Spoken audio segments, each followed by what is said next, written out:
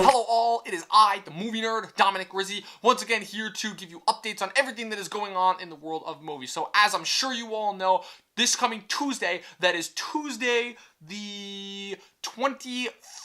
24th? 23rd? 24th. Tuesday the 24th is going to be a very big day in terms of the Academy Award nominees for the 89th Academy Awards will be dropped online. The Academy's doing something different this year where instead of announcing them live on a TV station, they're just streaming the nominations live across all social media platforms. That's a right move, especially considering how low the view count has been for the past couple of years. But so what I'm going to do now is I'm going to drop my official predictions for who I think will be nominated for the prestigious spots for the Academy Awards. So I'm only going to run through the categories that I really pay attention to. So that is Best Animated Feature, the two screenplays, Best Original and Adapted Screenplay, Supporting Actor, Supporting Actress, Lead Actress, Lead Actor, Director, and Picture. I'm going to drop 8 for Best Picture, considering the fact that the last year and the year before, they did 8 nominees for Best Picture.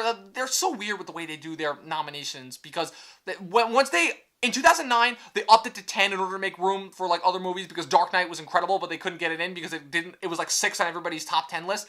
And then they've just been decreasing it every year. So like it was 10 Best Picture nominees for 2009 and 10, and then it was 9 for 2011, 12, and 13, and then since 2014 it's been 8 nominees. So I have a sneaking suspicion it'll be 8 nominees.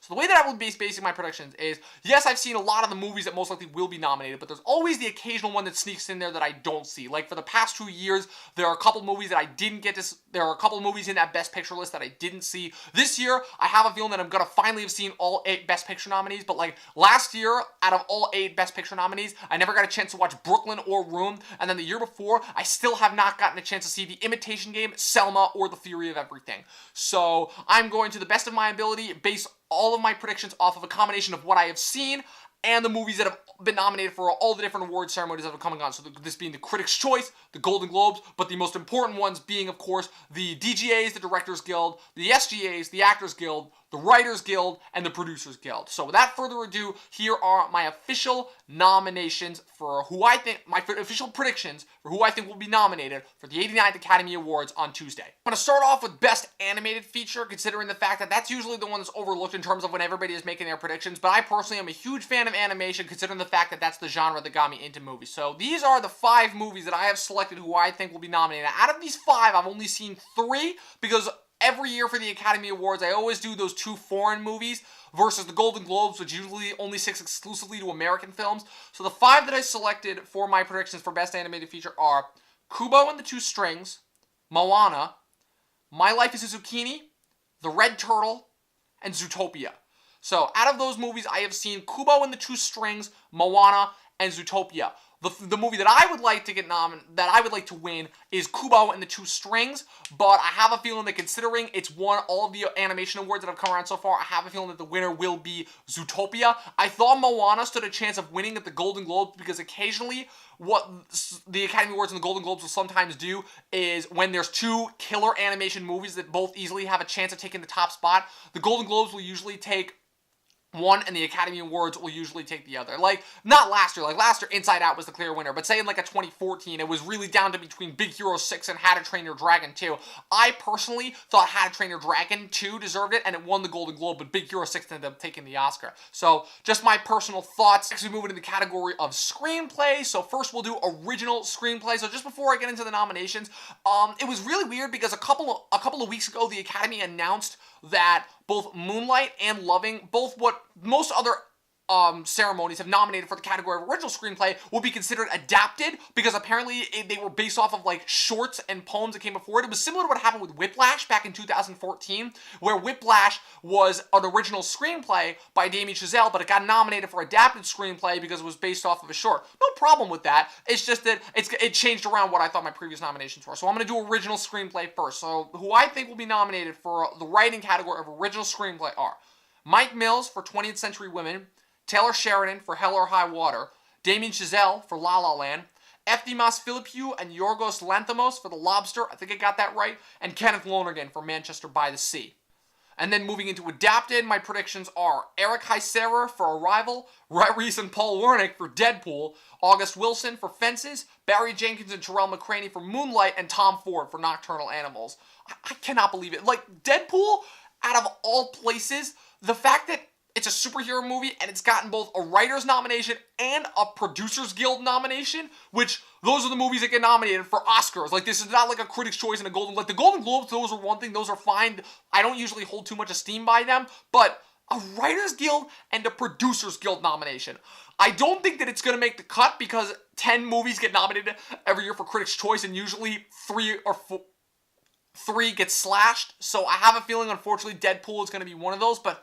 Oh my god, but the writers thing, that could really, really happen because take everything aside from that movie, the writing was top notch. Like, outside of Ryan Reynolds, the writing was so pitch perfect. I would love to see Deadpool get an Oscar nomination. It would be such a big thing because, just to give you guys a recap quick here, the last time, and really only time, that a superhero movie has ever been nominated for a non-technical Oscar was back in 2008, with Heath Ledger's performance winning posthumously the supporting actor Oscar for The Dark Knight.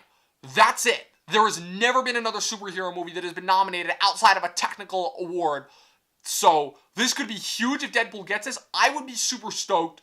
And I can't wait to see what Ryan Reynolds does if Deadpool does get an Oscar nomination. So moving on to the supporting actress category, these nominations were pretty easy to decipher, considering the fact that really it's been a very small deviation from ceremony to ceremony to ceremony. If there is a change here in terms of my predictions versus who actually gets nominated, it'll be like one person. So my people who I predicted are Viola Davis for Fences, Naomi Harris for Moonlight, Nicole Kidman for Lion, Octavia Spencer for Hidden Figures, and Michelle Williams for Manchester by the Sea. Like I said, not too big a deviation from the other ceremonies. Those are the same 5 that got the Golden Globe nominations and the Screen Actors Guild nominations. The Critics' Choice, there was a little bit of a difference. Janelle Monáe got nominated for Hidden Figures rather than Octavia Spencer, but I think Octavia Spencer will help it because Janelle Monáe is a relative newcomer. I personally liked her better in Moonlight. I didn't see Hidden Figures, but from what I heard, Hidden Figures was really good.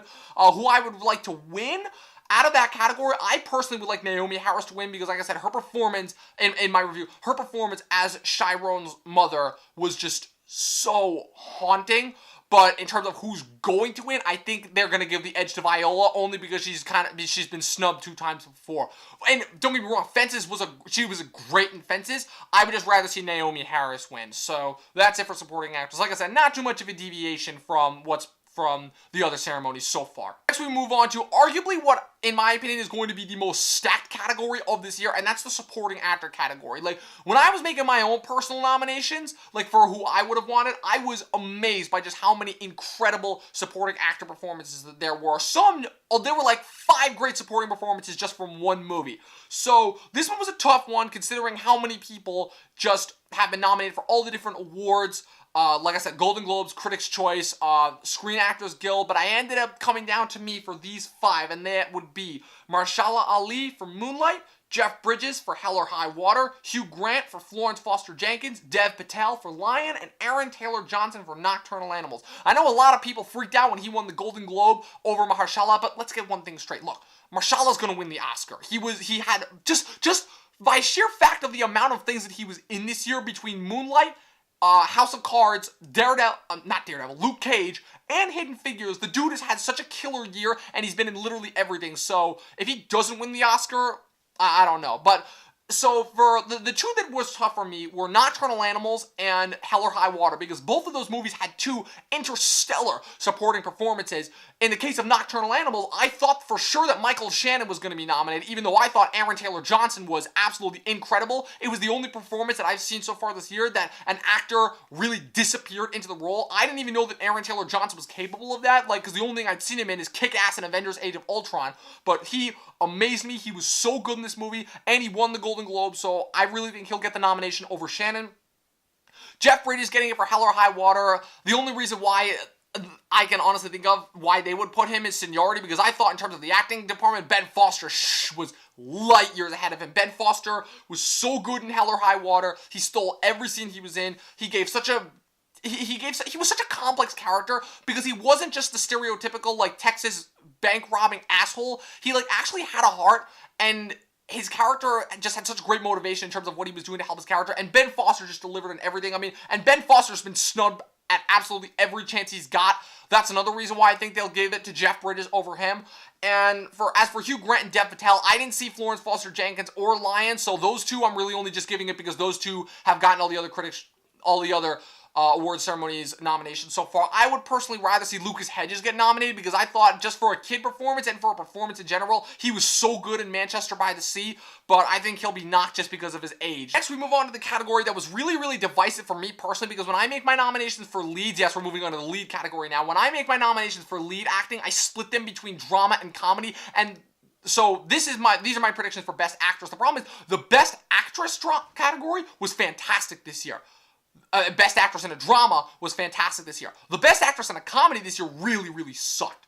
So, my nominees for who I think will be nominated for a Best Actress Oscar will be Amy Adams for Arrival, Annette Bening for 20th Century Women, Ruth Negga for Loving, Natalie Portman for Jackie, and Emma Stone for La La Land. So, me personally, I didn't like Arrival, as I've said on multiple times. I thought that Amy Adams was so dopey in that movie. I thought that it was such a low blow compared to some of her other incredible performances that she's given over the past couple of years alone.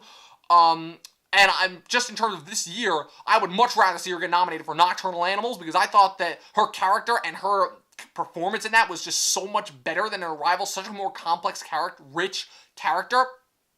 Out of those 5 predictions, like for my nominations, there are only really 2 that I'm actually going to be happy about getting nominated. That's Annette Bening and Natalie Portman, because it's funny that it comes down to those 2, that it's going to come down to those 2 again this year, because literally it was the exact same situation 6 years ago in 2010 with Bening getting nominated for The Kids Are All Right and Portman getting her second ever nomination for Black Swan and Portman swooping in and winning it. I was saying multiple times how Portman is going to get it again this year because she transformed into Jackie Kennedy. But when I saw 20th Century Women, I gotta say, that movie shocked me so much. And I have not seen Annette Bening in a whole lot of things. I really haven't seen any of her previous movies. I didn't see Kids Are All Right. I didn't see Being Julia. I still haven't seen American Beauty. And I also didn't see The Grifters, which was her first nomination.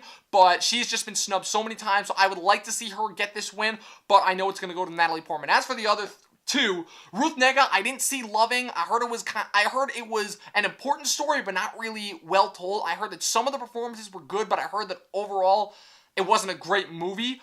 And La La Land, it's white people problems. How does everybody like this movie? It's 2 white people in LA doing nothing but complaining about how they can't achieve their dreams, even though they're freaking white people in LA. And just in between random jarring musical song and dance numbers that make no sense. The writing in this movie is absolutely terrible. It sucks though because Damien Chazelle killed it 3 years ago with Whiplash. What happened?